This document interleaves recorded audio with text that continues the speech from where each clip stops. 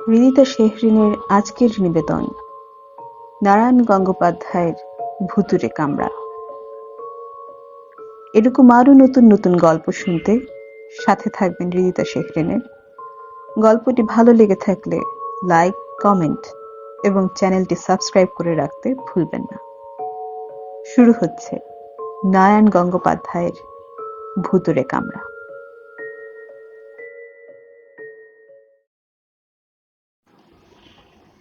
ওদের বাড়ির নিম গাছটার তলায় বসে কান চুলকোতে চুলকোতে বল্টুদা আমায় জিজ্ঞেস করলো, আচ্ছা প্যালা, ভূত সম্বন্ধে তোর আইডিয়াটা কি?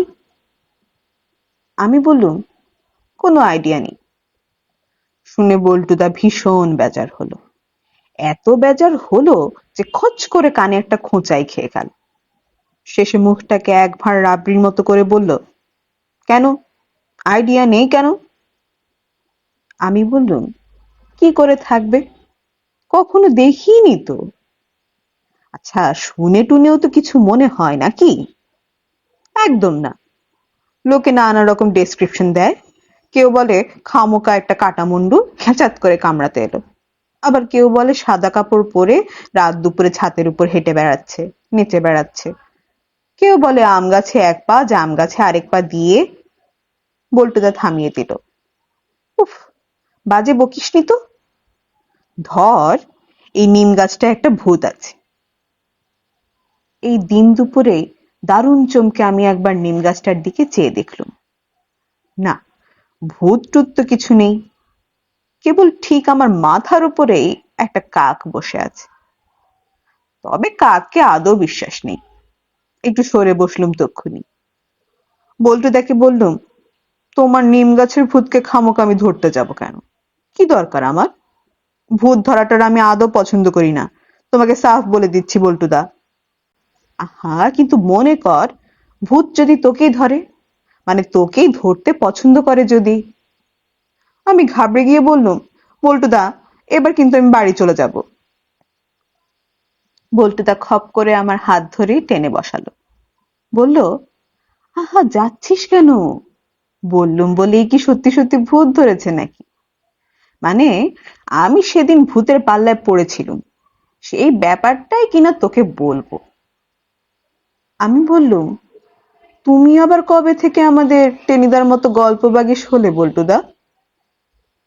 টেনিদার কথা শুনেই বল্টুদা জ্বলে গেল। বললে, টেনি? তার কথা আমাকে আর বলিসনি। তোদের ওই দলের সর্দারটা এক নম্বরের গুলবাজ। খালি বানিয়ে বানিয়ে যা তা গল্প। সেদিন আবার আমাকে দিব্যি ফুজুং ফাজুং দিয়ে দ্য গ্রেট খাবো রেস্তোরাঁয় 2.5 টাকার খেয়ে গেল।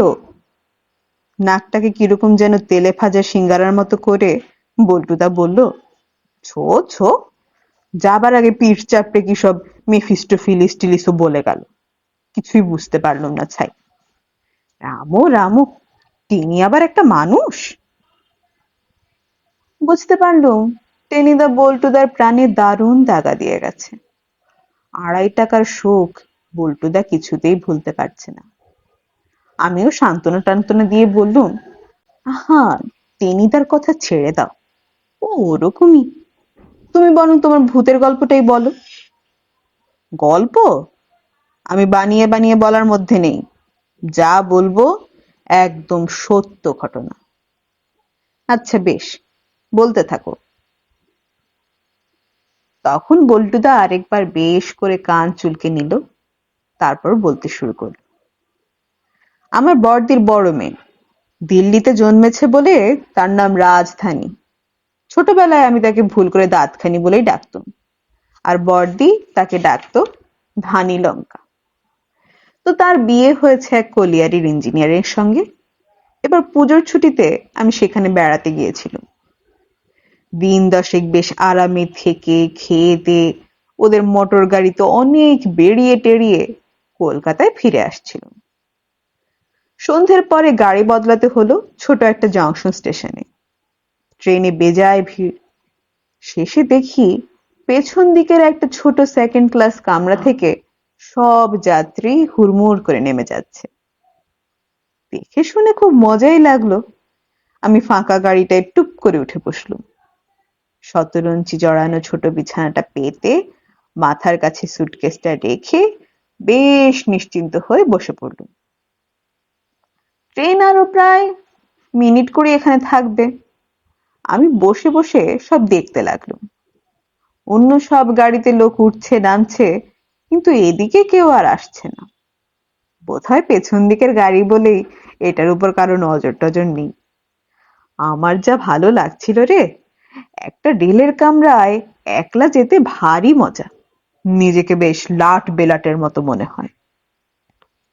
এর মধ্যে জন দুই মারোয়ারি যাত্রী অনেক লাট বহর নিয়ে আমার গাড়ির দিকেই তাক করে আসছে বলে বোধ হলো। ভাবলুম, এই রে, এসে ঢুকলো বুঝি। হঠাৎ একজন লোক তাদের কি যেন বলল, অমনি তারা সঙ্গে সঙ্গে উল্টো দিকে ছুটল। আমার স্বস্তির নিঃশ্বাস পড়লো বটে, কিন্তু ব্যাপারটা ঠিক বুঝতে পারলুম না। তারপরেই মনে হলো ওদের বোধহয় থার্ড ক্লাসের টিকিট ছিল। ওই লোকটা বলে দিয়েছে এটা সেকেন্ড ক্লাস, সেজন্যই সরে পড়লো। যাকগে, বেশি ভেবেচিন্তে তো লাভ নেই। গাড়ি ছাড়তে আরো কিছু দেরি আছে। কিন্তু আমি আর বসতে পারছিলাম না। একে তো আসবার আগে রাজধানী বিস্তর খাইয়েছে, বলেছে, ছোট মামা, রেলে খালি পেটে যেতে নেই, শরীর খারাপ করে। আমিও তাই শুনে লুচি মাংস মিষ্টি গলা পর্যন্ত ঠেসে নিয়েছি। 3 ঘন্টা পেরিয়ে গেল, কিন্তু এখনো পেটে 1.5 মণ ভার। তাই রাত প্রায় 10:30 বাজে। দারুণ ঘুমও পাচ্ছিল। গাড়িতে যে ওঠে উঠুক, আমি আপাতত লম্বা হই। যা ভাবা তাই করা, আমি শুয়ে পড়লুম। গাড়ি ছাড়তে বোধ হয় মিনিট 10 দেরি ছিল তখনও, কিন্তু আমার ঘুমিয়ে পড়তে 3 মিনিটও লাগলো না।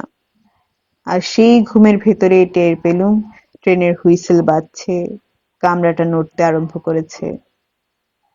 প্রাণপণ চেষ্টায়ও আধখানা চোখ খুলে দেখলাম অন্য যাত্রী আর কেউ ওঠেনি। যাক, নিশ্চিন্তে ঘুমানো যাক তবে। তা নিশ্চিন্তেই ঘুমুলুম। রাত তখন কত হয়েছে জানি না, হঠাৎ আমার চটকা ভাঙলো। ভীষণ মশা কামড়াচ্ছে, আর কিরকম একটা অদ্ভুত গন্ধ নাকে লাগছে। চমকে চেয়ে দেখি গাড়িটা দাঁড়িয়ে আছে। কামরায় নিকষ অন্ধকার, গোটা চারেক আলো জ্বলছিল, পাখা ঘুরছিল। কিন্তু এখন আলো নেই, পাখাও বন্ধ। ব্যাপারটা কি? বাইরে তাকালুম, কিন্তু কিছুই দেখা যাচ্ছে না। শুধু কালো পাঁচিলের মতো থমথমে অন্ধকার। সে অন্ধকারে একটাও তারা নেই, জোনাকি নেই, কিচ্ছু নেই। জানালার অন্যদিকে তাকালুম, ঠিক এক দৃশ্য। যেন রাতারাতি গাড়িটাকে কেউ একটা আলকাতরা সমুদ্রের ভেতর তলিয়ে দিয়েছে।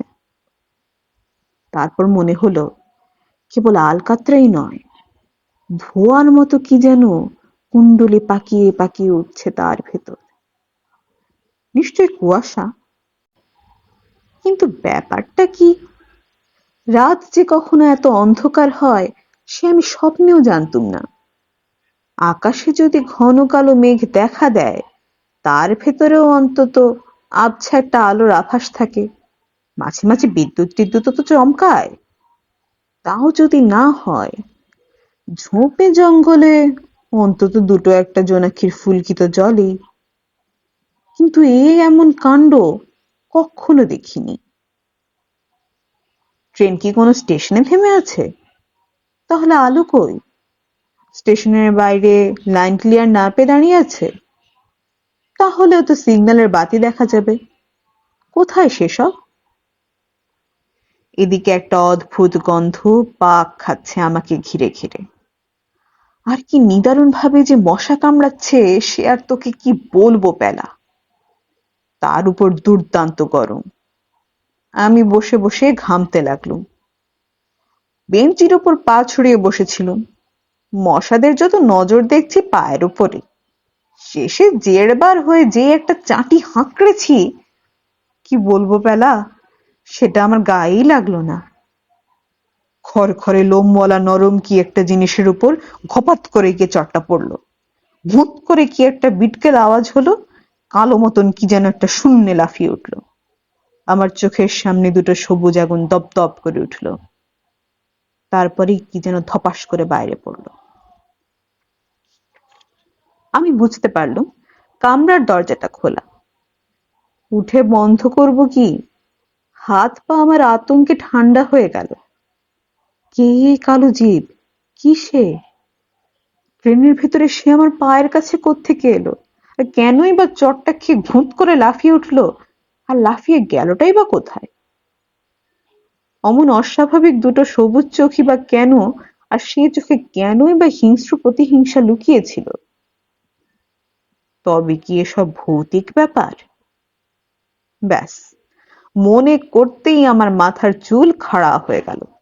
এইবার বুঝতে পারলুম গাড়ির এই কামরাটা নিশ্চয়ই ভুতুড়ে, তাই জংশন স্টেশনের লোকগুলো সব হুড়মুড়িয়ে এই গাড়ি থেকে পালিয়েছে।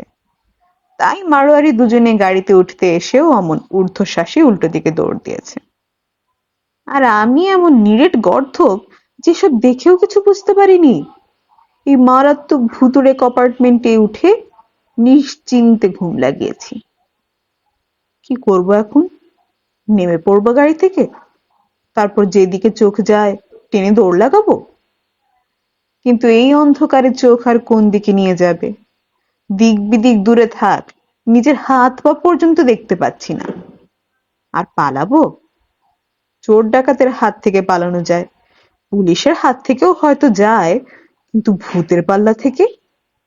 খপ করে ৩০ গজ লম্বা একখানা হাত বাড়িয়ে ঘাটটি টেনে ধরবে, তারপরেই হঠাৎ টপাত করে মাথার উপর কয়েক ফোঁটা ঠান্ডা জল পড়ল।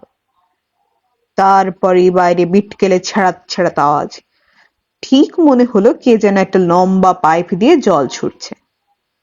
শুধু মনে হওয়া নয়, ছ্যাঁত করে কোত্থেকে একরাশ বিচ্ছিরি জল আমার নাকে মুখে এসে আছড়ে পড়ল। বাপরে, গেছি গেছি!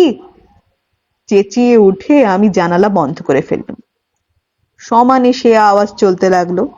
মনে হলো সে অথই অন্ধকারে পেত্নির বাচ্চারা সব আলকাতরা গোলা নিয়ে হোলি খেলছে।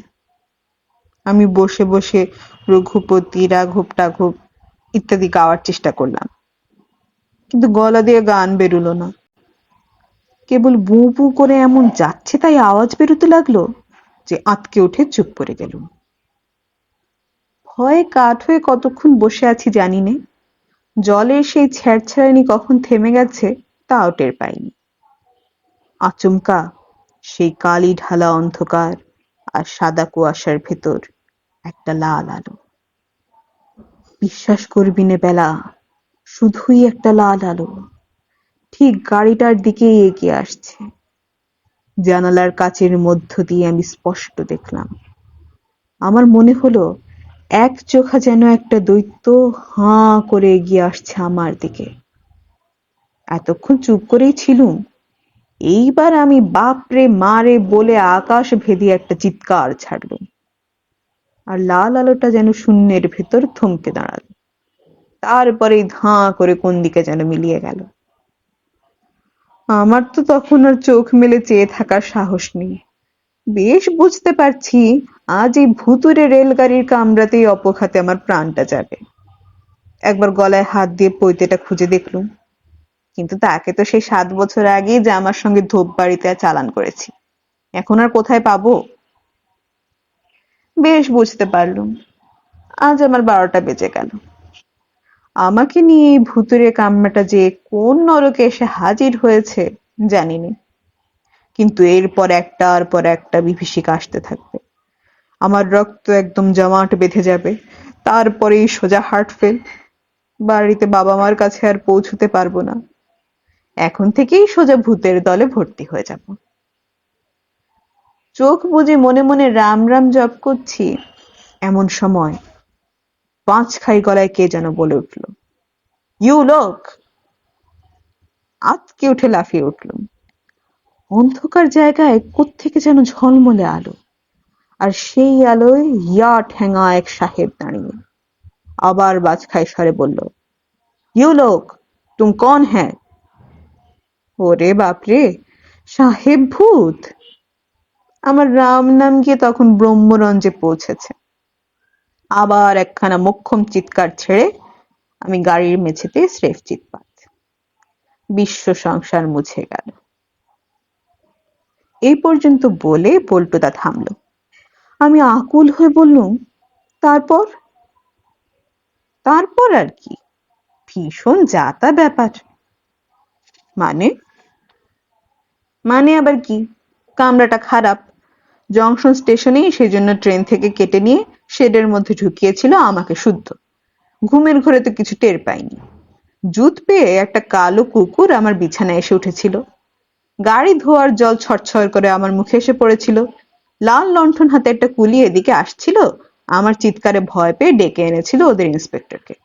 আর তাকে দেখিয়ে আমার স্রেফ দাঁত কপাটি। আমি বললুম, এ? বল্টুদা বললে, হ্যাঁ। আমি তোদের টেনিদার মতো এসব বানিয়ে বানিয়ে গল্প বলি না। এ হলো গিয়ে রিয়েল ভূতের ব্যাপার। আচ্ছা, এবারে তুই বাড়ি যেতে পারিস। এই বলে বল্টুদা উঠে পড়ল। হন হন করে নিজেই হেঁটে চলে গেল আলেকজান্ডারের ভঙ্গিতে।